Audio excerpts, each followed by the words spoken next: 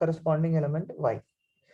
Another element, say z, it can also map to the same y. This is a valid function.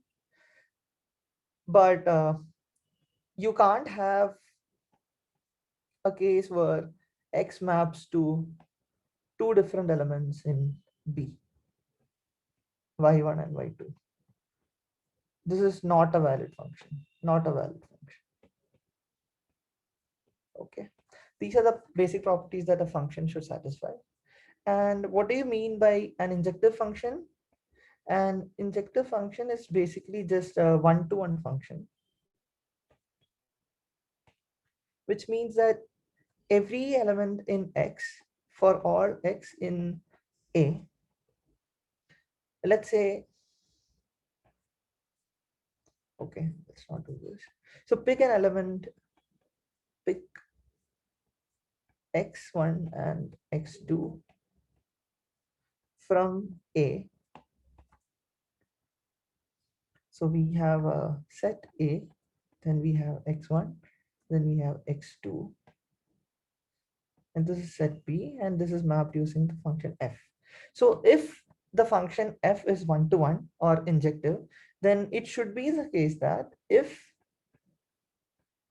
f of x1 is equal to f of x2, then x1 equal to x2. So what does this mean? So this cannot happen. That's all it means. So if you look at this example, so this case cannot happen if the function f is one-to-one. That's all it means. Is that clear? Children, please use the chat box to, at least say yes. Okay, fine, fine. So injective function is just a one-to-one mapping. And the next one would be surjective functions. So this is also known as onto functions. Okay. So what does onto function mean? Similar to the case above, you have A and B. But here in this case, every element in B has to have a pre-image in A. So what does that mean? Let's see it. So for all x in B, there should exist. So this is just a symbol for there exists.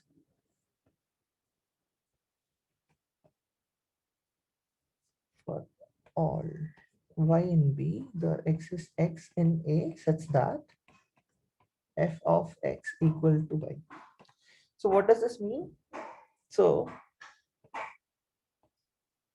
a function can be as follows. Say there are two elements here, x1 and x2, and it's being mapped to a specific element y. So can someone tell me if this is an onto function?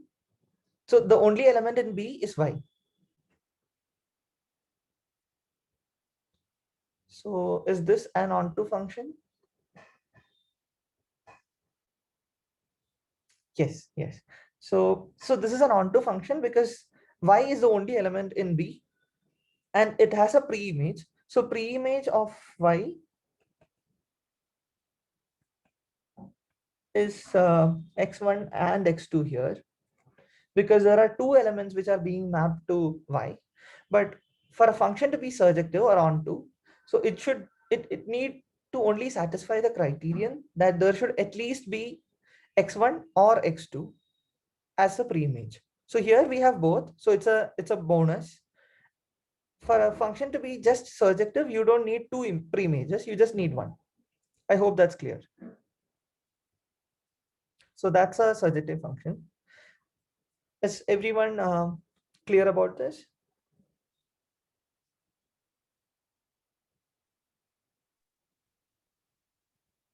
Okay, okay, fine.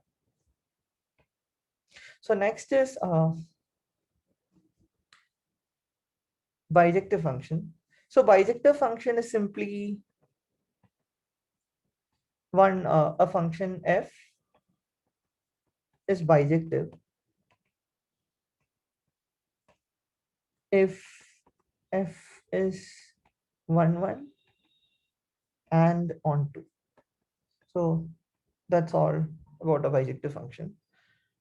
I mean, I would encourage you to look at the meaning of this, but by the definition, as the definition goes, for a function to be bijective, it just needs to satisfy these two conditions. So it should be on 1 1 and also on 2. Okay. So inverse is something which I would encourage you all to find out, and do let me know in the next class what inverses are and when they exist.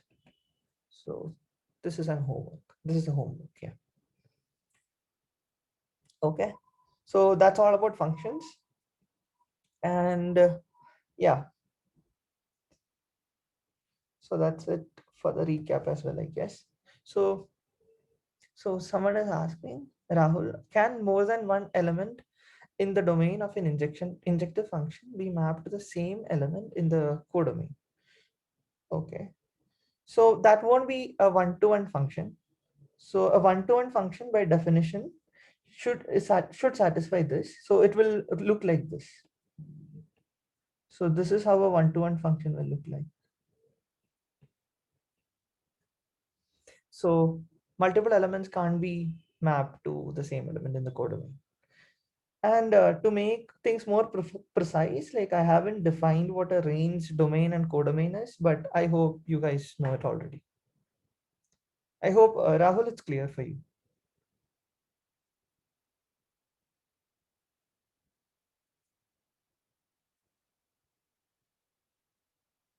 Yeah. Okay. So any more doubts? Or else we can directly jump to the new topic.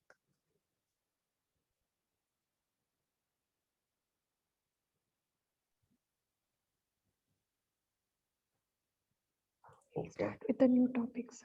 Okay. Okay. Okay. So, so to start with, first we look at what is the naive definition of probability. We had looked at this sort of informally in the last class. And how do you define it? So we looked at the pebble example, and we had many pebbles on a table. And some of you said that the sample space, which is usually represented by omega, is the set of all possible outcomes.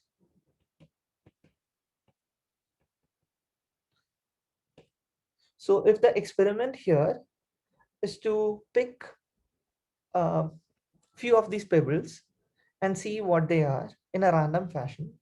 So if that's the experiment, the set of all possible outcomes just corresponds to the whole set that is possible. That is, each of these pebble is a possible option that can be picked up. So that would constitute omega. And then on top of this omega, we need to define what the events are.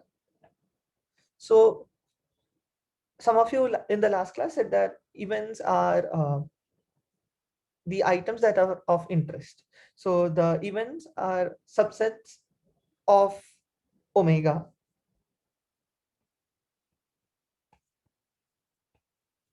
So A is an event.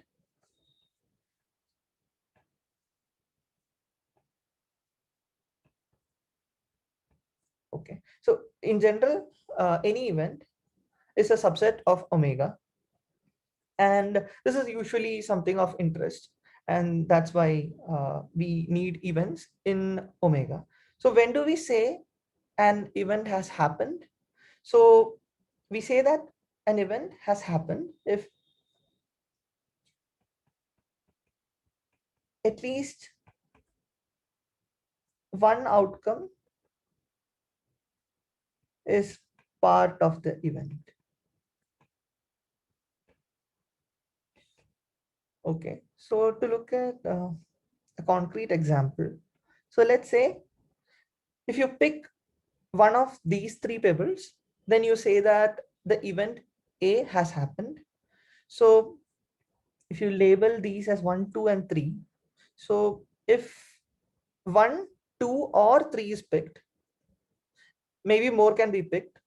So if 1, 2, or 3 is picked, then we say that event A has happened.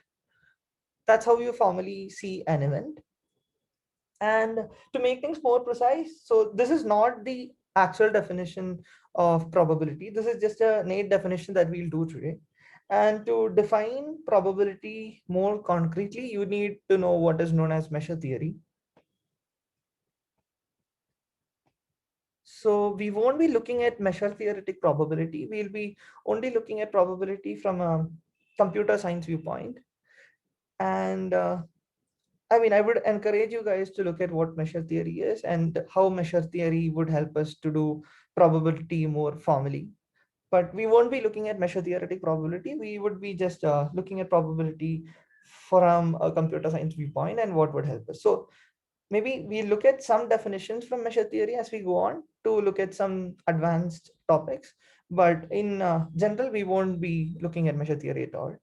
So the definition of an event can be made more precise and more mathematical using measure theory, but we are not going there.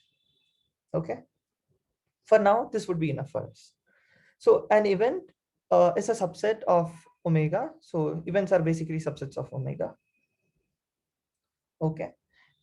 And how do we define probability? So that's the next question. So you define probability for events. So A is an event here, which is a subset of omega. And to come to the naive definition of probability, so it is just the number of favorable outcomes upon the number of possible outcomes.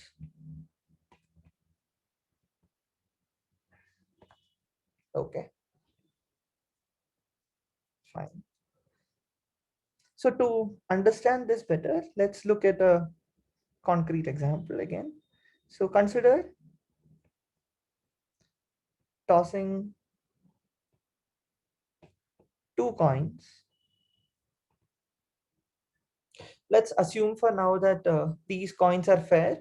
That is, the chance that you would get a head is equal to the chance that you would get a tails. And if you're tossing two coins, what are the possible outcomes? The sample space would be either heads heads, heads tails, tails heads, or tails tails. All right. And I call event A to be the event that that is just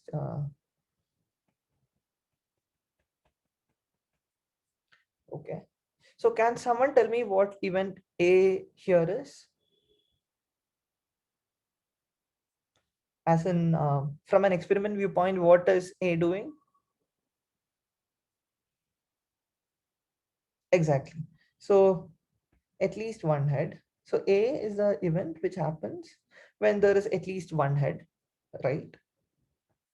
So now, according to the naive definition of probability, what is the probability of event A?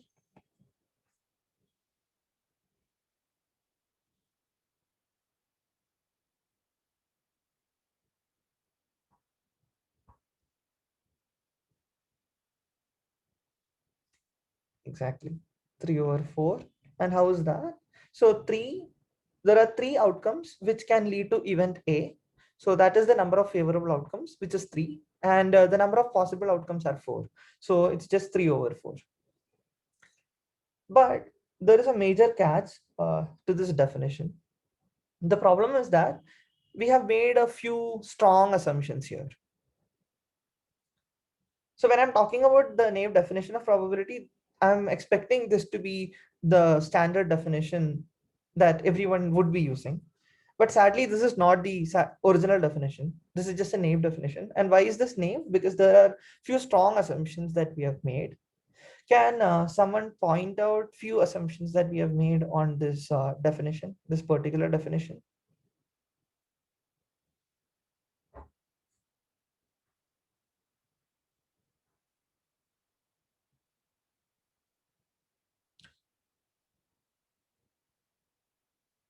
Okay, the first sort of trivial thing to see is that we have assumed that the sample space is finite. And why is that?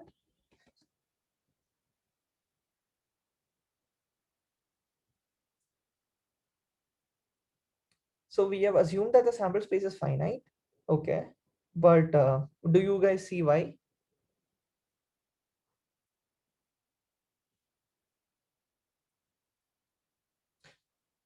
Okay, so the probability of A is defined as a fraction, and the denominator is the number of possible outcomes, which is the size of the sample space. So if the sample space is, say, not finite, then the probability of A would just be something like 1 over infinity, which is 0, or even not defined according to a standard definition. So this is not a standard definition because we have made the strong assumption that the sample space is finite. In general, for an experiment, the sample space can even be the set of all real numbers, which is clearly an infinite set. And one other strong assumption that we have made is that the outcomes of an experiment are equally likely. What does this mean? So equally likely means that here we have made a strong assumption that each of these events, so each of these events happen with equal probability.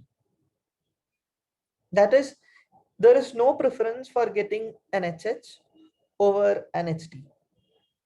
And for this example, this comes from the assumption that we made initially that the coins are fair. So if the coins were not fair and we were tossing two differently biased coins, then this assumption is not valid, and hence we won't be able to use this particular definition of probability. I hope these two assumptions are clear for everyone. This is very crucial. And for many experiments, it would actually be the case that you're looking at equally likely possible outcomes and the sample space would be finite. And in that case, you can use the simple definition and get away with it. But there would be many real world scenarios where you'll have to use much more standard definition. So are these assumptions clear for everyone?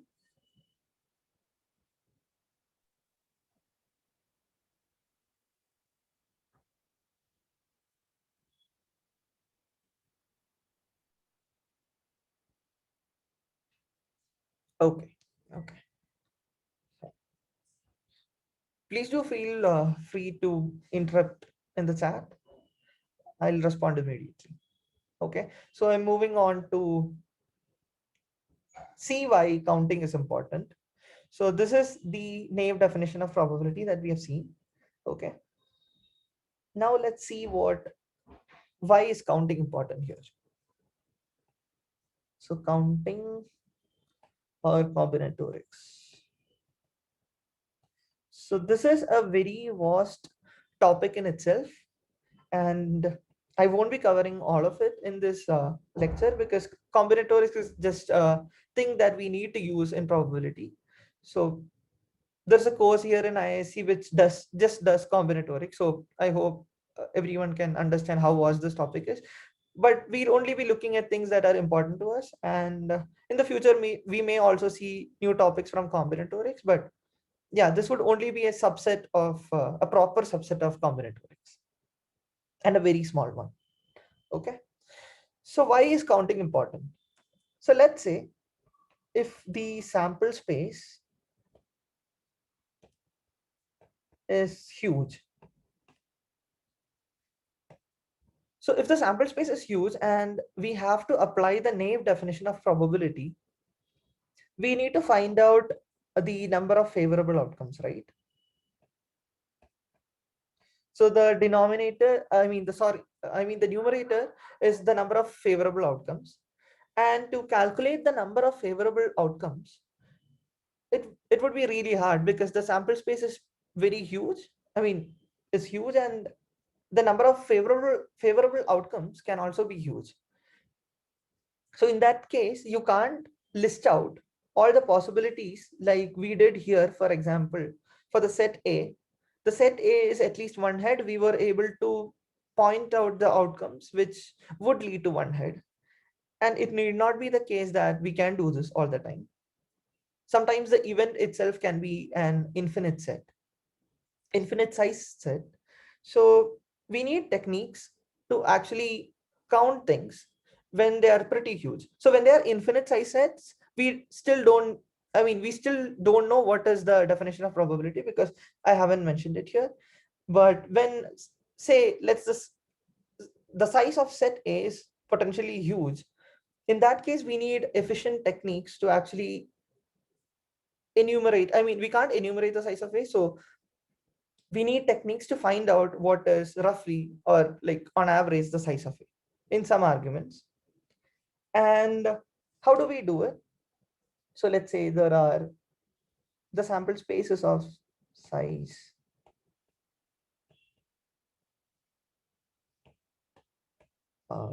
10 to the 5, and A is an event which we need to figure out the probability for, and it can be of order 10 to the 3, but we need to figure out where exactly in 10 to the 3 it's of order 10 to the 3. So it's roughly around 1000. But if it's actually 998, we should be able to figure out that it's 998, right? And it's a hard counting problem. You can't just list out all the outcomes and do this. So you need efficient techniques to do that. So that's why counting is important in probability. So let's start with uh, a few basic ideas from counting. Okay. So we are only talking about the case when the sample space is finite.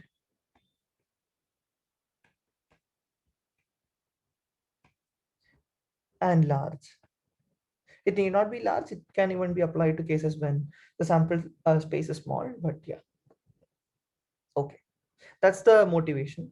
Now let's see what the multiplication rule is.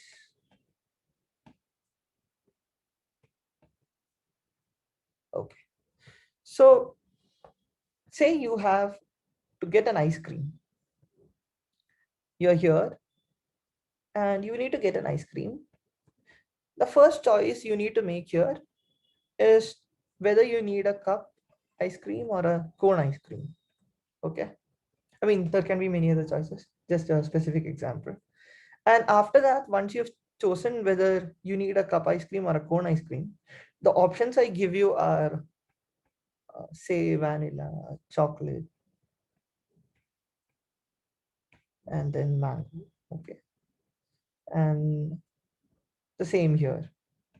Okay. So what is the experiment here? So the experiment here is what are the possible ice creams and how many? This is the question that we need an answer for. Okay. And such questions which proceed in a sequential fashion.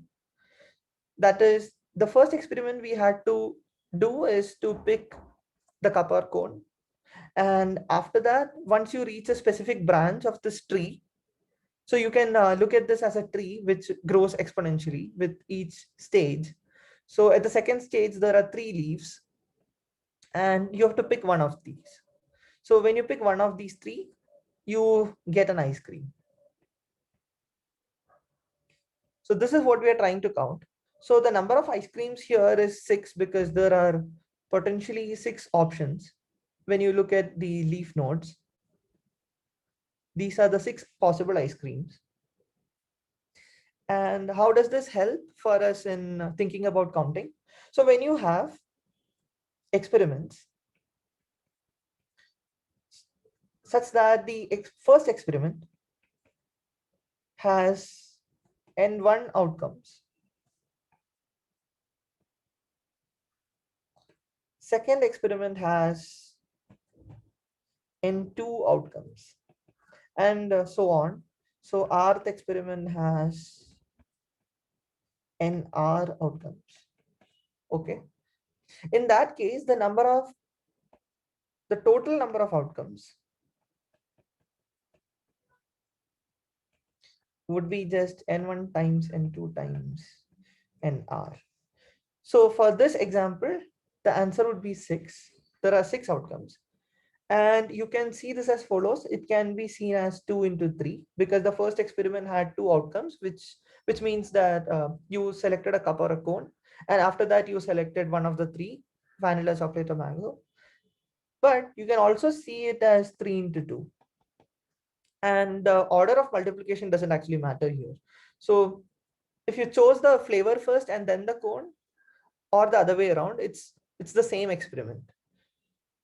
So this is a crucial idea for structured thinking when you have to solve a problem in combinatorics, and you see a sequence of experiments happening, and then you need to enumerate the total outcome of all the experiments proceed, like when you do it sequentially. In that case, you can just use the multiplication rule and figure out the answer.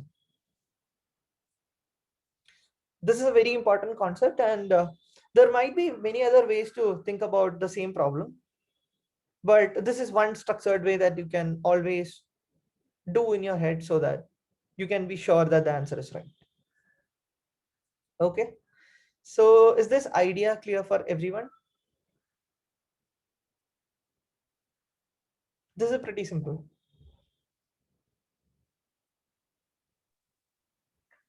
Students, is the idea clear?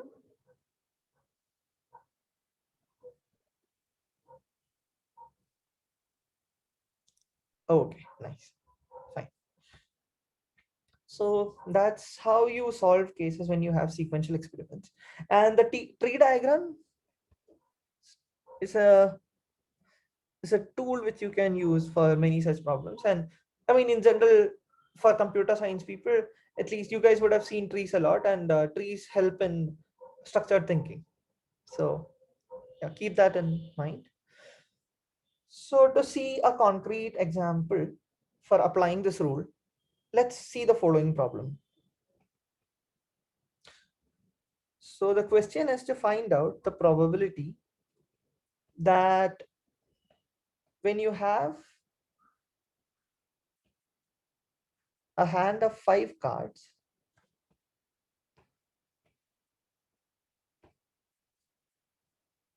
I mean, randomly given 5 cards, what is the probability that you have 3 cards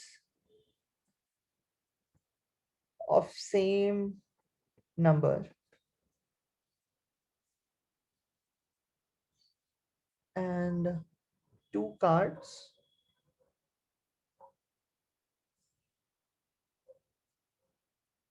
of same number but different?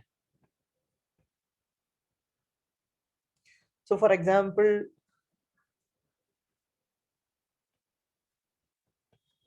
this would be a valid outcome for this experiment. I mean, for this would be a valid event that we are looking at. Sorry, this would be an outcome which is in the valid event. Okay. Is the experiment clear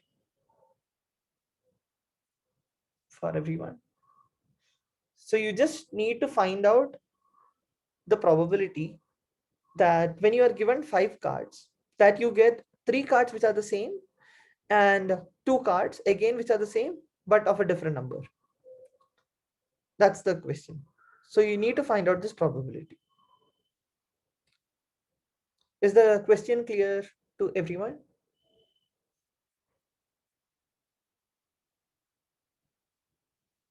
Okay. Can someone help me with the answer? So the idea is just to apply the naive definition of probability again. Okay, so let's call the event A as the event where we get 3 cards of same number and 2 cards of same number with a different number. And what was the definition again? So the numerator is number of favorable outcomes. but the denominator is pretty easy. So how many cards do you have in a full deck?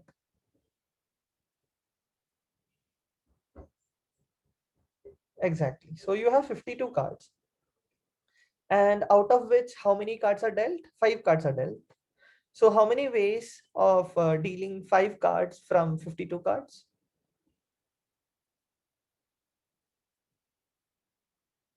How would you exactly? So that's just 52, choose 5, right? So 52 C5 is just 52, choose 5. I mean, this is just another notation for writing it. So simple question, do everyone know what is choose 52 C5?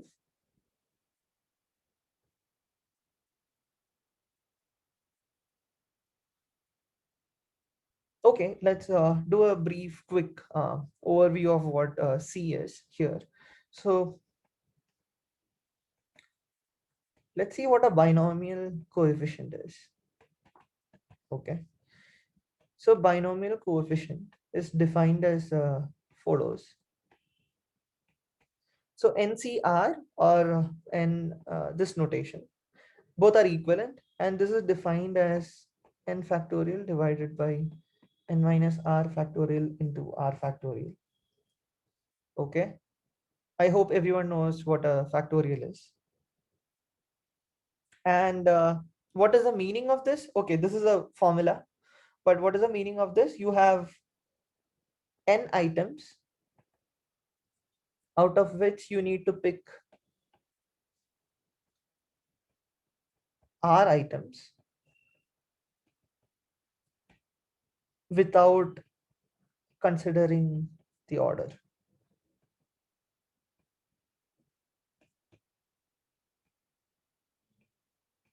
Okay, this is what n choose r means. And how do you see the formula? So the idea is to pick r objects first. So when you have n items, you have n choices for picking the first item. Then you have n minus 1 choices for picking the next item. We are just applying the multiplication rule here.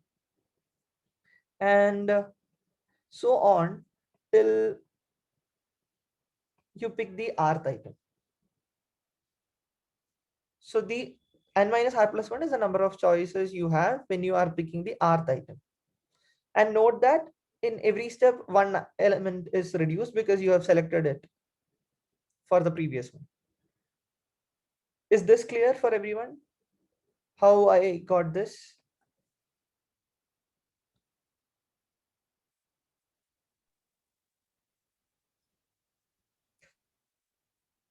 Okay, cool. I'm just saying you for the first item, for to pick r items, you pick the first item.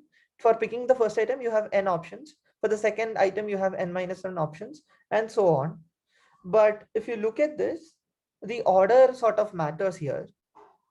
But for the problem we are looking at, the order doesn't matter. So what do? You divide it by r factorial. And you divide it by r factorial because we are overcounting r factorial times. So for example, say you have 1, 2, 3, 4, and 5. These are the particular r elements you picked. There might be a combination in this where it's just this. And there would be r factorial of such repetitions, and you just divide the total product by r factorial. Okay, is this clear?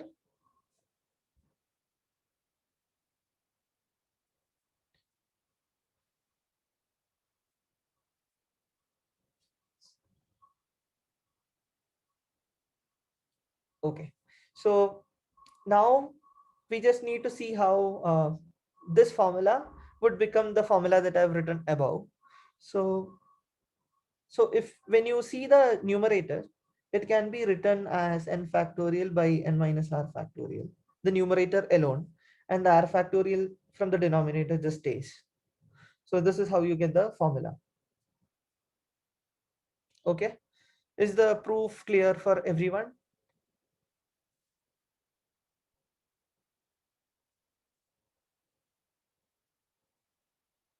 Okay, fine. So this is what a binomial coefficient means. The problem that we need to solve is this. And the denominator should be clear for everyone by now, which is just 52 choose 5, because you need to pick any 5 cards without considering the order you pick those 5 cards. That's the possible sample, I mean the possible space that you consider. So you are only looking at these 5 cards, and whatever these 5 cards are, you need to find a specific pattern in these 5 cards. That's the problem. So you can pick 5 cards in 52 choose 5 ways. The numerator is what I need an answer for. Can someone tell me what the numerator would be? The numerator is just the number of favorable outcomes, which means the number of ways you can get 3 cards which are same, 2 cards which are same but different. Okay.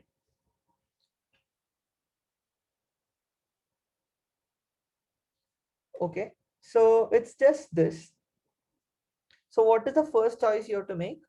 So you have to first pick a card which you want to repeat it 3 times.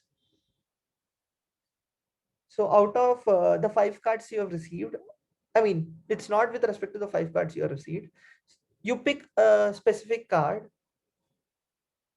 and then you need to see how many ways that card can come from different suits. So there are 4 different suits in a card deck. I hope everyone knows that. And from these 4 different suits, you need to pick 3 cards. And after that, from the remaining bunch of cards, you need to pick 2 cards. That's how you proceed with the experiment. Okay. So let's look at this. So the idea is to first pick 3 cards of the same number. So you need to pick a number first. So how many numbers are available for you?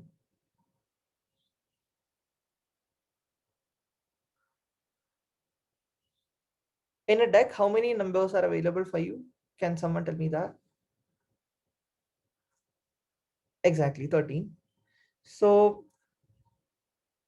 yeah, face cards are included, right? So 13 cards are available for you. And out of which you have 4 from different suits, which are of the same number. Okay. And out of these 4, you need to pick 3. So that is 4 choose 3. Okay.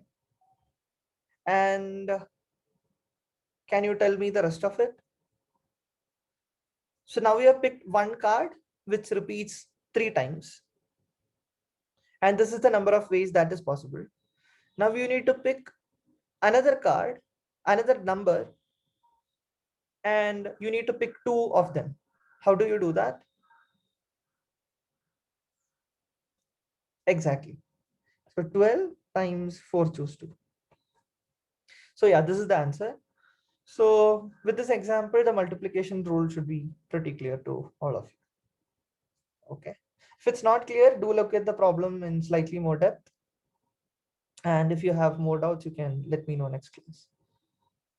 Okay. So we have seen what the binomial coefficient is. Now let's look at what sampling is.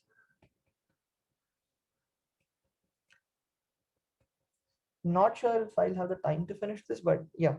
So I'm gonna look at what is known as the sampling table. So sampling just means picking items. So when you pick items, it can depend on the order or no order, basically. But another option you have is with replacement or without replacement,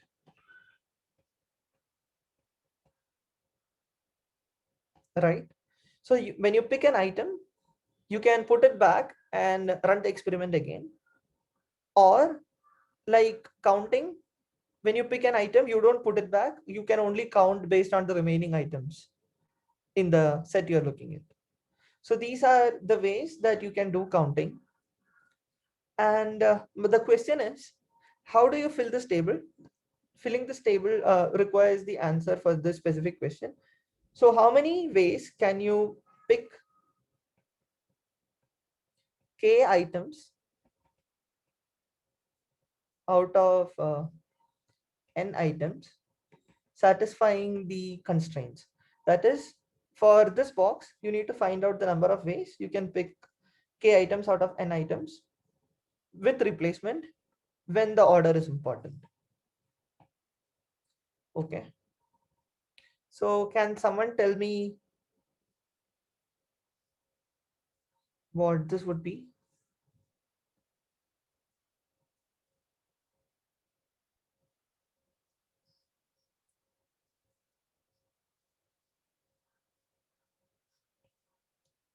Okay. So you have n items and you need to pick k items and the order is important. So you can use the multiplication rule. Exactly. N to the k. Right. So what you do is you pick the first item and then you see that you have n possibilities for picking the first item. And the second item can also be picked in n ways because it's with replacement. So you're putting that picked item back into the lot and picking again. So you have n items again and you need to do this k times. So n times n times n times up to k times. So that is n to the k. Now, how do you do this without replacement? That is, you pick an item and don't put it back.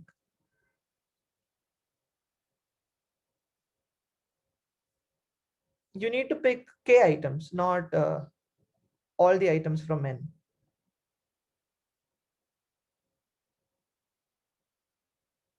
So you're close to the answer, but you need to only pick k items.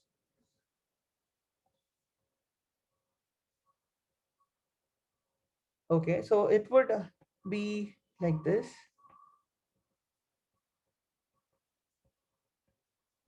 Okay, it looks like n factorial, but it's not n choose k without replacement because n choose k does not consider the order. That's how we defined it.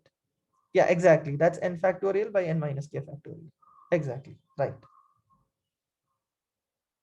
Right. So, as someone pointed out, when you don't look at the order, it would just be n choose k.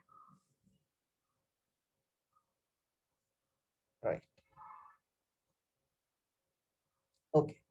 So the only box that we need to fill out of this is when you have n items and you need to pick k items with replacement and the order is not important. Can someone tell me what this would be?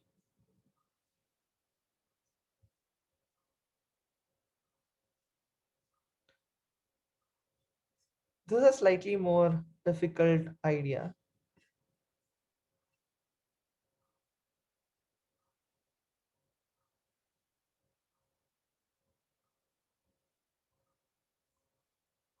Okay, that's a good guess.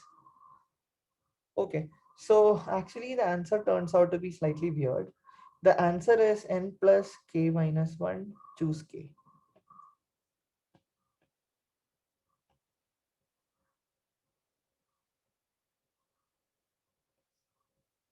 Okay.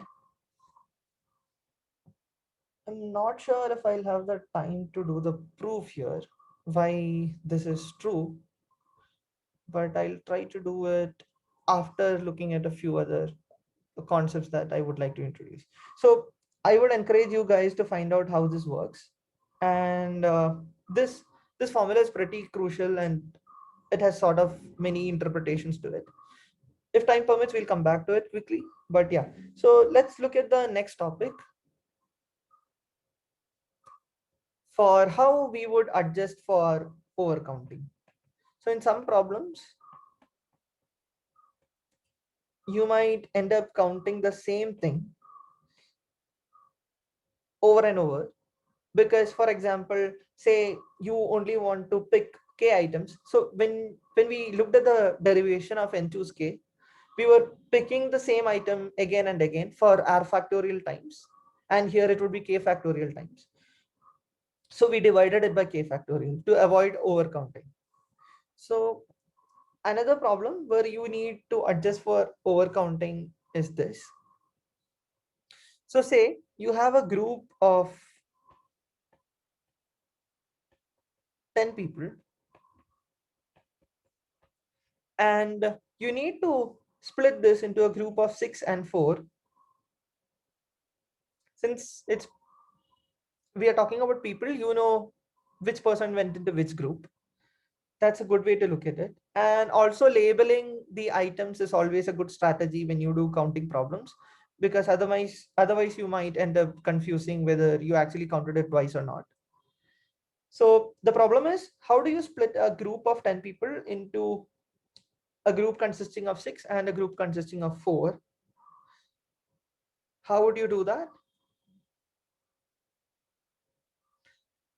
Oh, nice. So someone actually said the answer for the previous sampling table thing problem. So the stars and bars. So this is a keyword that you can search for to figure out the answer for this. Yes, that's the right way of looking at it. Correct. So coming back to adjusting for overcounting, the problem is to split a group of 10 people into 6 and 4. And the question was, how many ways are there for doing this?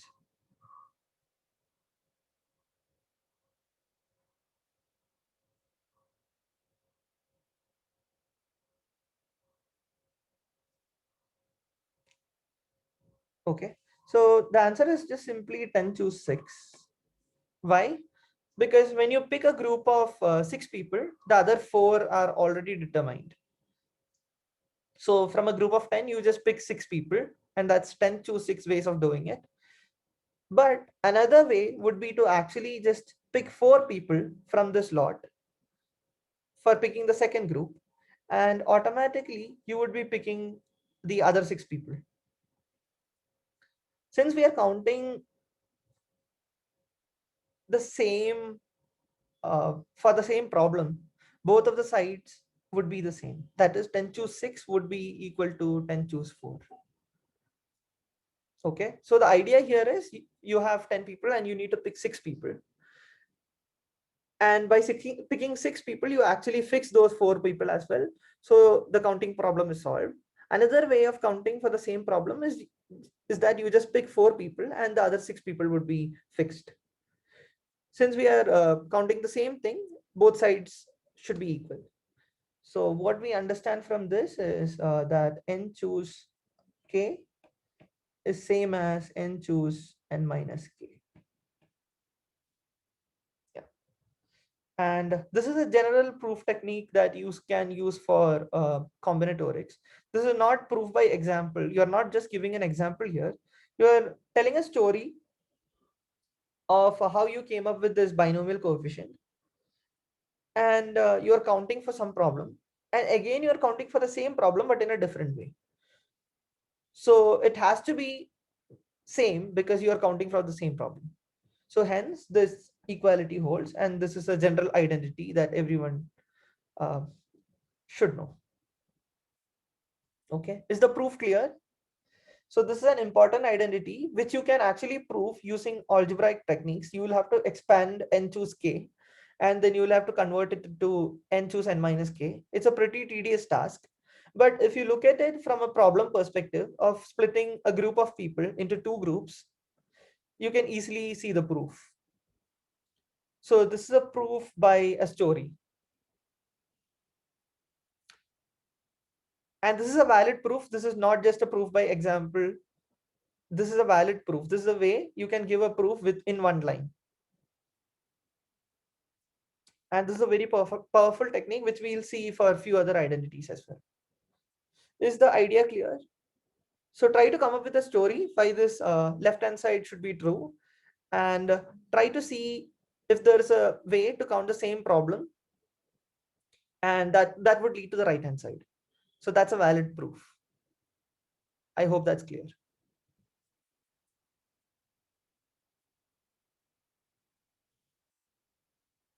Okay.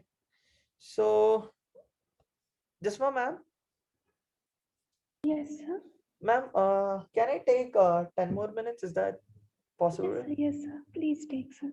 Okay. Would that be okay with the students? I'm sure they'll be okay. They're very enthused anyway. Okay, okay, okay. Just 10 more minutes because I mean, I would like to show a few more identities that would hold in a similar fashion. Okay. Thank you, ma'am. Thank you, sir. Okay. So going back to adjusting for overcounting, this is a way for like writing proofs, and this is formal enough. And this is not just an informal way, but the story has to be precisely put for n people here, and you can't just argue with 10 people. Okay. So the next question would be you have a group of 10 people and you need to split it into 5 and 5. Okay.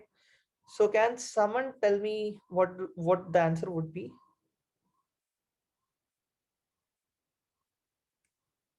It's a tricky question. It's not 10 choose 5.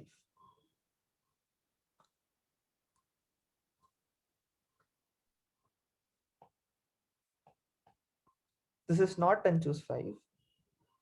But can someone tell me how to modify 10 choose 5 so that you get the answer?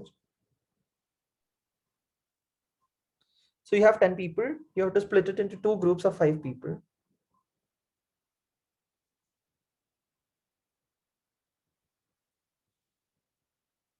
Okay. Just think intuitively when you're telling the answer. So what happens when you do 10 choose 5? You just pick 5 people and the other 5 people are fixed. That was the idea for the above proof. Why can't we use the same idea? There's a problem with that. Okay. Oh, you're close. It's not 2 times. It's divided by 2 because you are over counting again. So when you fix 5 people, so let's say this is 1, 2, 3, 4, 5, and this is 6, 7, 8, 9, 10. When you pick this 5 people, when you do 10 choose 5, this is a possible outcome that you can have. But also,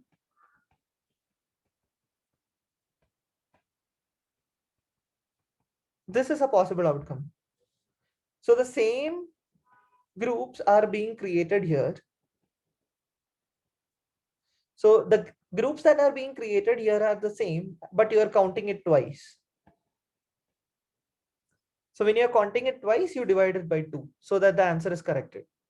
So 10 choose 5 is right, but you have to divide it by 2. Is the idea clear? The problem here arose because 5 and 5 are symmetric. So when you pick 5 people, the other 5 people are fixed, and it can be the same 5 people that you are picking the next time. Is the idea clear? This is very important, and if there's any doubt, please do let me know.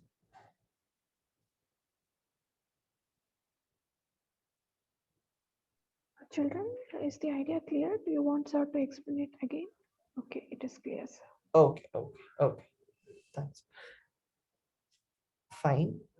So now we have seen why adjusting for overcounting is sort of an important problem. Now let's see this.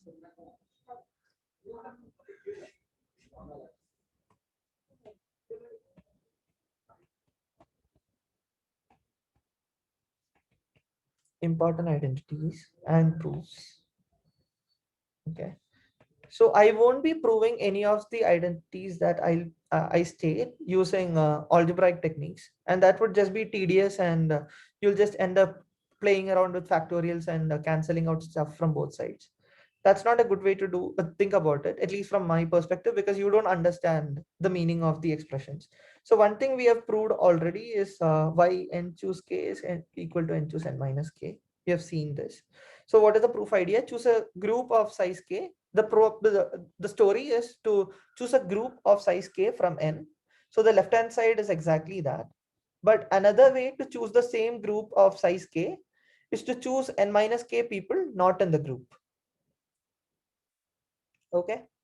So the idea proof is choose a group of k size from n. That is the left hand side. And the right hand side is exactly the same problem, but you can do it in a different way by choosing a group of n minus k size of people not in the group.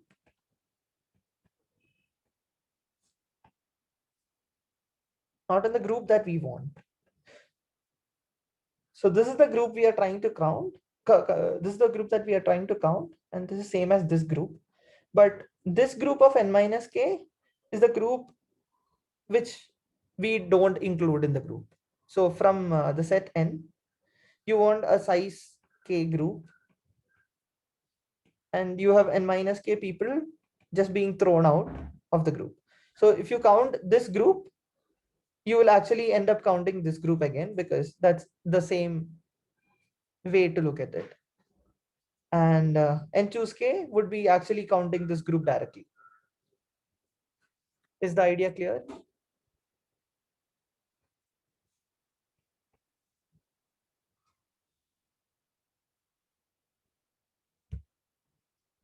Is the proof clear for why n choose k is same as n choose n minus k?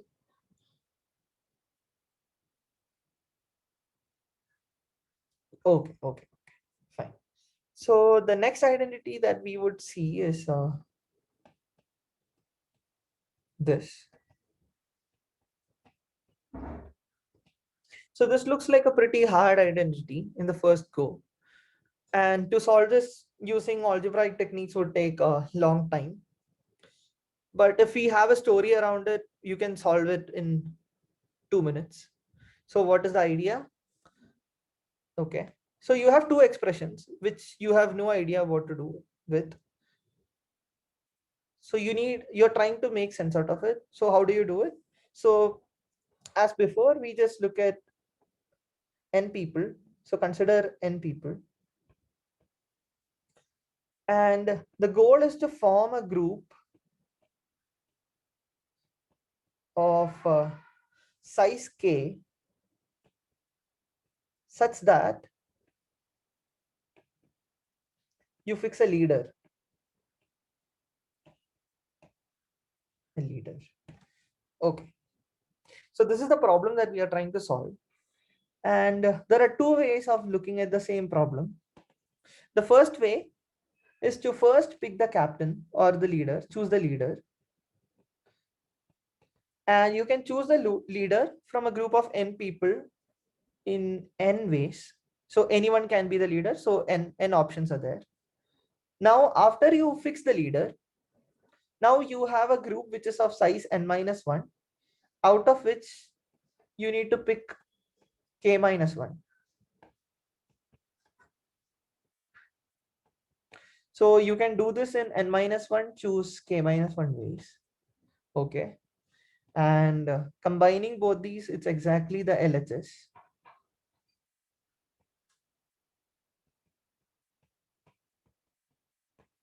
All right.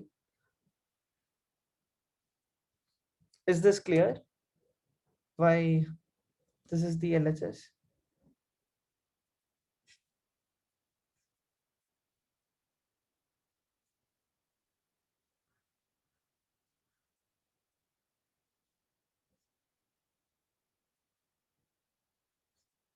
Okay. So this is the LHS. So another way to look at the same problem is to first pick the group and then choose the leader. So pick the group.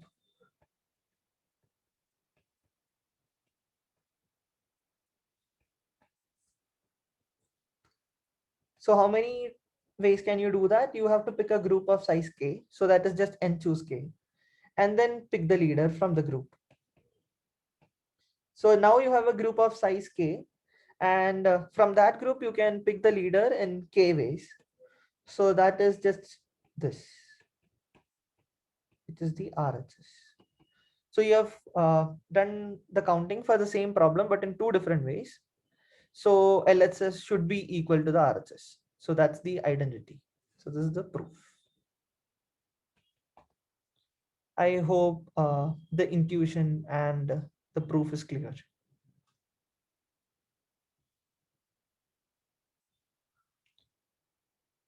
Okay, okay, fine. So now we are coming towards the end. So we'll see what is known as the Vandermon's identity. This is a slightly tricky one to prove using algebraic techniques.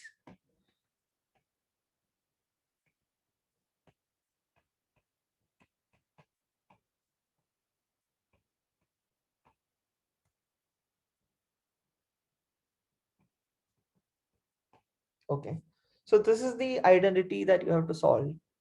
And the naive way would be to just expand the left hand side and then convert it to a summation and then prove it.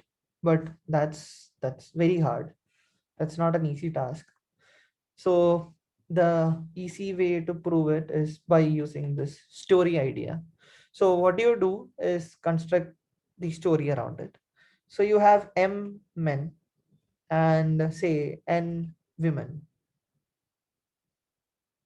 And from this, you have to form a size K group.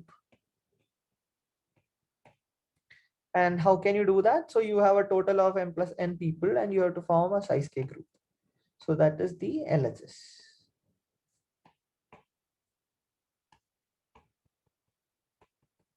And to see the RHS, what you can do is see this, that say if there are J men in the group and J is some arbitrary number between 0 and K, because if you are picking K people, then N minus, I mean, sorry. So if you have to pick K people, then K minus J would be women.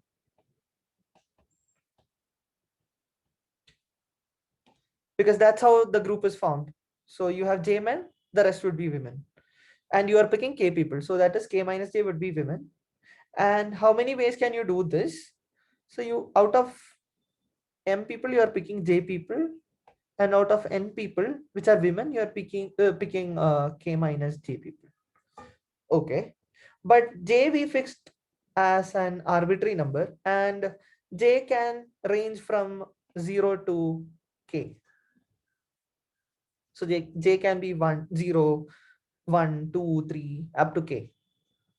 So each of this would count one specific formation of the group. So J equal to 0 would mean that there are 0 men in the group and all women. And J equal to K would mean that all men and no women. So if you add all of these up, it would just be the right hand side.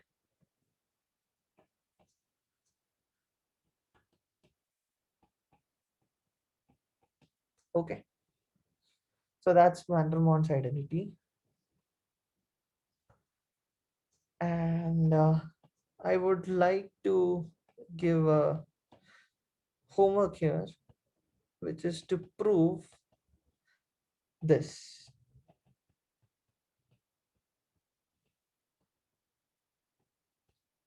using a proof technique. I mean, the proof technique that we just uh, came saw. Okay, so this would be a homework.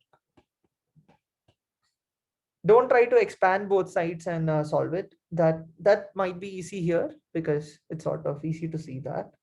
But try to come up with a story proof how you can make the LHS equal to RHS. Okay. So I think that's all for today's class. I also had planned to show how you get n plus k minus 1 choose k when you have to pick items from n item k items from n with replacement and without order. So someone said stars and bars. That's the way to look at it. So if time permits, we'll see the proof of this in the next class. But yeah, this is a good thing to know. And there are a lot of interpretations you can have around this problem. So please Google and check what is stars and bars. Yeah. If you guys do that, then I'll skip this topic next class. So that's all for today. If you guys have any doubt, please feel free to ask now. They're just noting down their attendance. The Okay. secret code is probability for today. Okay. Okay.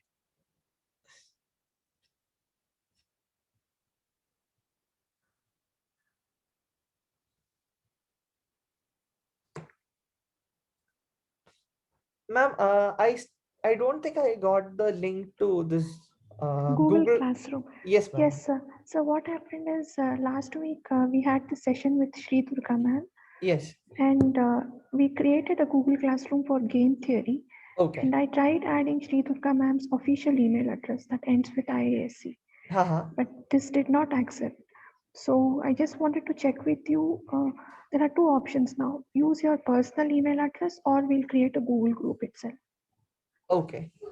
Which, which one would you like to prefer, sir? Anything works for me, but IIC mail should be working because we have Google Classrooms in our IAC, is it? yeah. Oh, then you can create one and share the link with me and share it with the children. Yes, ma'am. I'll try to do that. I'll let you know within a few days. Is that okay? I'm Yeah, not sure. very sure because I haven't tried it out. So I'll let you know within 2 days. Yes, sir. Yes, ma'am.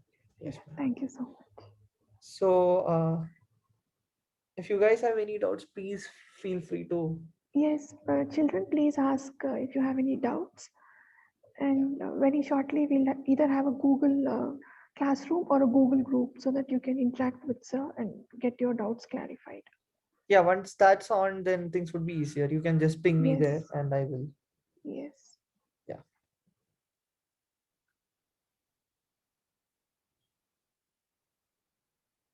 I think students are busy marking their attendance. yes, sir.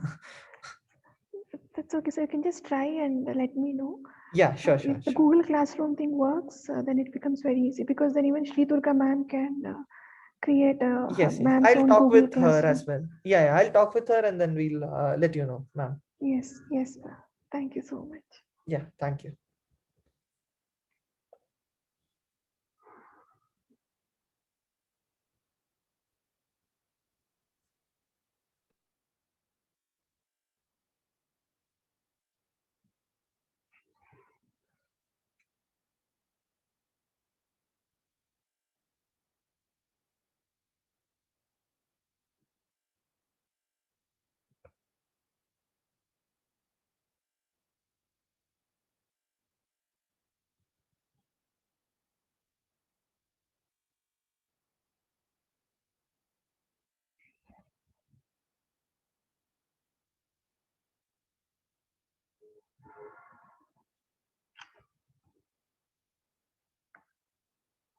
Anand sir, Yes, ma'am. so we'll close the session for today. The Yeah, yeah, children sure. are very busy marking attendance, so their focus is now only on No problem, attendance. no problem. Yeah, So next week, once we decide on a classroom or group, I think then these children will be able to sure, ma'am. ask questions or Sure, sure, yes. sure, sure. Thanks. Thank you So, so much. so then I'll Thank leave. you. Okay, ma'am. Yes, and I'll share the Zoom URL for the next Friday Okay, ma'am. shortly. Sir. Okay, ma'am. Thanks a lot. Thank you so much. Sir. Thank Yeah. you. Bye. Bye, everyone. Bye. Bye.